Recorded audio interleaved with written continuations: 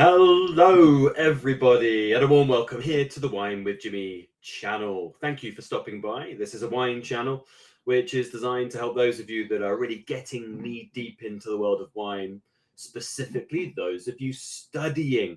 And that's one of these videos here. So we're looking at the wines of the world for what's called the WSET level 4, the Diploma. And this is the big section, often called the Beast, which is the still light wines of the world.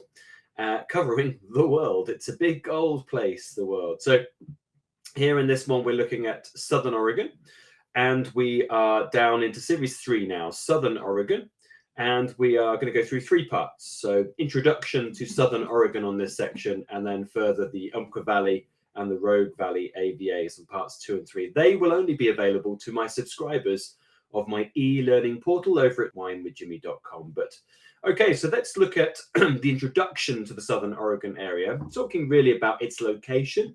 We'll go through the climate, and we'll go through things like geology as well, and then the typical grape variety mix that one finds here. So here you are in terms of your location. So the Southern Oregon area, the Southern Oregon AVA, is Oregon's second largest growing region. It covers a large area in the, just south of the Willamette Valley and down towards the Californian border. That's the dotted line that you see right at the bottom of this map. So it's pretty much all of this area. You'll see that a part of the Willamette Valley is just here, south of where I've wrote location. And you have really near that is the northern part of Southern Oregon. So this is Elkton, Oregon, which we'll talk about in a future video. The Umpqua Valley here, now down around Roseburg. And in the southern section, you've got Rogue and Applegate around Medford, for example, bordering pretty much very close to California.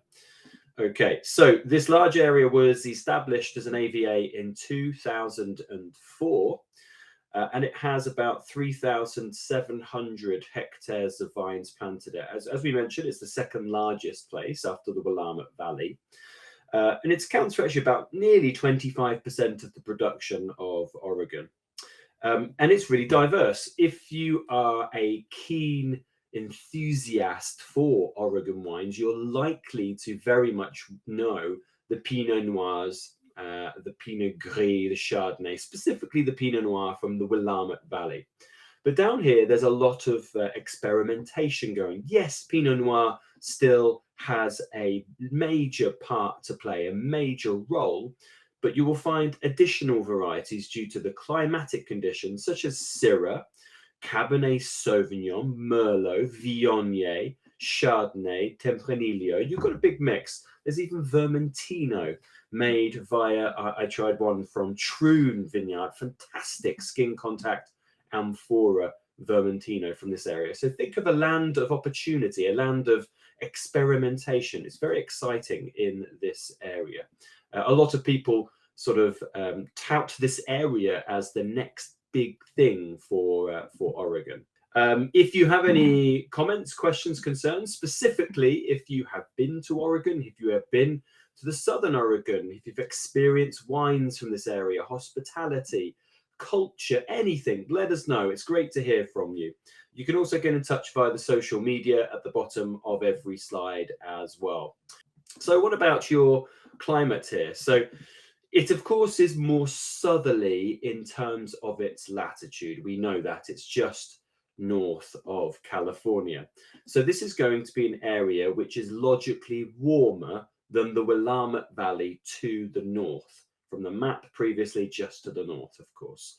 But we do have significant cooling influences from mountains, and that's both the altitude of the sites, but also because they're such large topographical masses, you'll get significant cool air descending at night. And also river valleys, many river valleys that channel cool breezes during the afternoons and into the evenings. We also have a really significant diurnal range here due to things like altitude, but also continentality. So you'll find that the diurnal differences are fairly significant across the AVAs in the Southern Oregon zone. Furthermore, talking around rainfall. So similar to the Willamette, the vast majority of rainfall here occurs in the winter.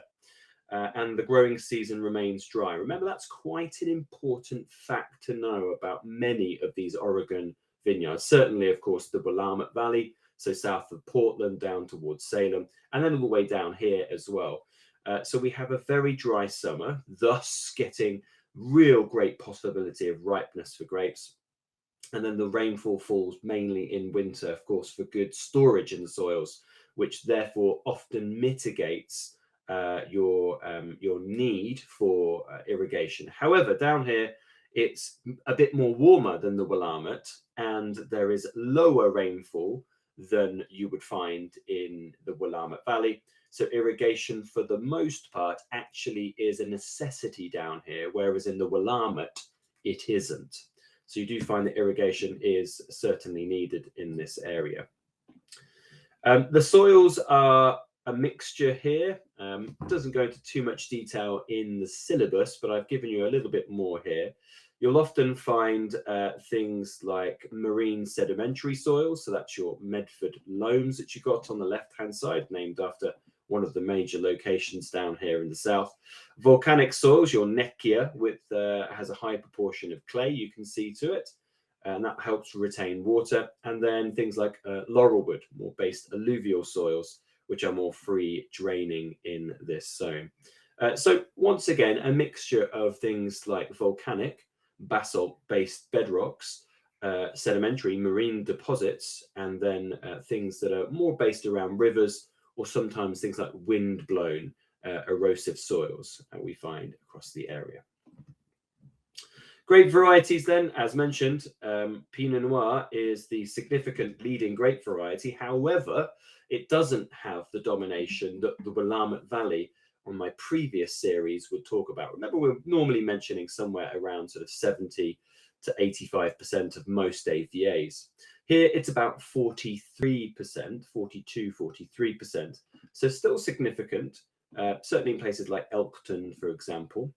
But we do have lots of other diversity, like I mentioned. Pinot Gris, which is the second most cultivated grape in the Willamette too, is here. Chardonnay, though, is actually all the way down, only 3% here. Remember, being the third most important grape variety in the Willamette. But then we have an important here of Syrah because of the warmth. Cabernet Sauvignon and Merlot combined to be just over 10%. Viognier, Tempranillo, and remember I mentioned there's quite a few other Mediterranean varieties, Marsanne, Roussanne, things like Vermentino as well found in this area. Very exciting region indeed down here.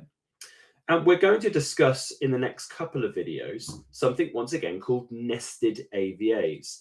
Basically, AVAs within an AVA. So we have this known as the Southern Oregon Zone, and we've got two major valleys, which is the Umpqua Valley and then the Rogue Valley. And then we have nested AVAs within those, like Elkton, Oregon, Red Hill, Douglas County, Oregon, and Applegate Valley. The top two here being, of course, within Umpqua Valley, and then Applegate Valley being found within Rogue Valley. That's our nested AVAs that we find here. So we'll discuss those in the next couple of videos. Okay, let's have a look at one of these fantastic Google Earth 3D videos to put the Southern Oregon area into visual representation. So there is Oregon. We're going to, of course, take a look at the southern section. Southern Oregon is the second largest growing area in the whole of Oregon, with about 3,740 hectares under vine. Very famous for its warmer varietals. And we'll look in the northern section first, which is the Umpqua Valley. This is about 1,440 hectares under vine. Very famous for Richard Sumner, who in 1961 planted the first Pinot Noir vines here. Vineyards today are found at about 50 to 400 meters, and it has that specific northern section here called the Elkton, Oregon AVA, which is the coolest part, famous for Pinot Noir. Down in the southern section, another valley. This is the Rogue Valley. Let's have a look at this one. Here we go. So in the southern section, it's about 75 miles from the Pacific, and the Rogue Valley AVA is about 2,280 hectares, famous for Cabernet Sauvignon, Syrah, Viognier, Chardonnay, Pinot Gris, and Pinot Noir. Famous for Peter Britt in 1873, planting the first vineyards here. It's the warmest and driest out of the whole of Oregon. Altitudes up to about 950 meters, and does have the Applegate Valley AVA, which has vines up to about 610 meters, famous for Merlot and Cabernet Sauvignon. Okay, so that brings me to the conclusion of this first video on the introduction to Southern Oregon. Please do join me where we discuss that northern part of Southern Oregon, the Umpqua Valley, and we'll go through the two nested AVAs as well. You'll need to actually go across to winewithjimmy.com to subscribe to the portal for all of this exclusive content. There's a huge amount of exclusive video content, plus things like flashcards, written questions, those things to help you with your studies. A wonderful resource. Once again, any comments, questions, concerns, if you've been to Oregon, if you've tried some Oregon wines, please do get in touch. Comment below this video. Make sure you click like, click subscribe. It helps everybody involved. And if you found yourself in the United Kingdom, please come and say hi for a class, a glass, or a bottle. I've been Jimmy Smith. Ciao for now. Goodbye.